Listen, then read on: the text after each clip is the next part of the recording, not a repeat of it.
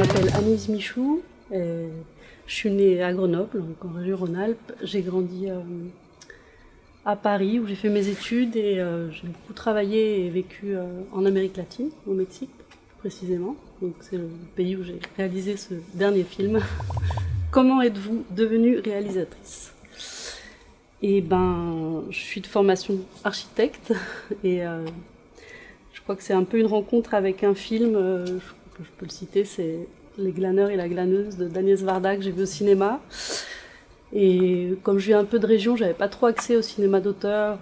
Et je pense que d'être montée, d'avoir étudié à Paris, ça m'a permis de voir d'autres types de films, je pense, qui correspondaient plus à mes goûts, on va dire.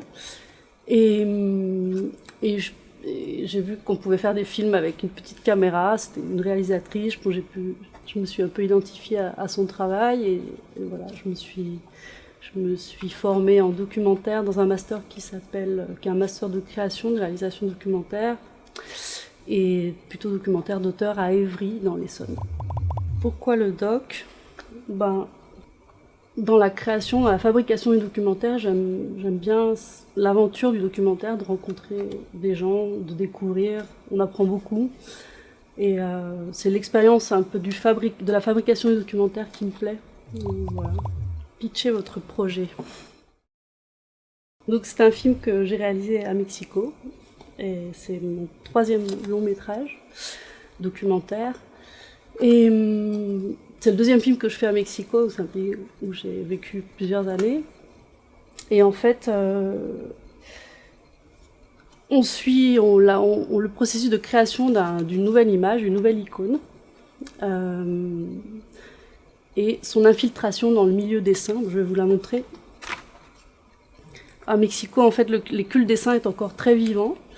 Et j'avais envie, en tout cas à travers cette création qui est devenue un peu une création collective, de pouvoir m'identifier à une image et qui est reliée un peu à un questionnement philosophique. Donc cette image, la voici, je ne sais pas si on la voit. Et donc c'est pas une icône religieuse, c'est plutôt un archétype, on va dire. Donc on voit qu'elle n'est pas en train de prier, elle est plutôt en train de créer une structure sur laquelle elle se tient. Et donc ça symbolisait un petit peu l'acte de création. Et donc dans ce film, on voit un petit peu comment se crée cette image, donc un peu collectivement, avec la créativité un peu de tous. Et le but, c'est un peu de replacer la religion au rang de création de l'homme, en fait. Donc dans ce film, c'est pas Dieu qui crée les hommes, c'est l'homme qui crée Dieu. En l'occurrence, c'est juste une image, mais en tout cas, c'était un peu un jeu. L'idée, c'était un peu jouer avec les codes de la religion catholique. Donc j'emprunte un peu les codes.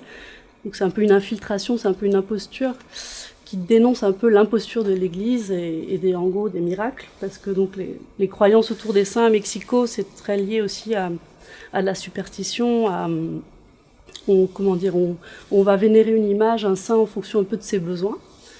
Et donc on a décidé donc avec ce collectif de créer une image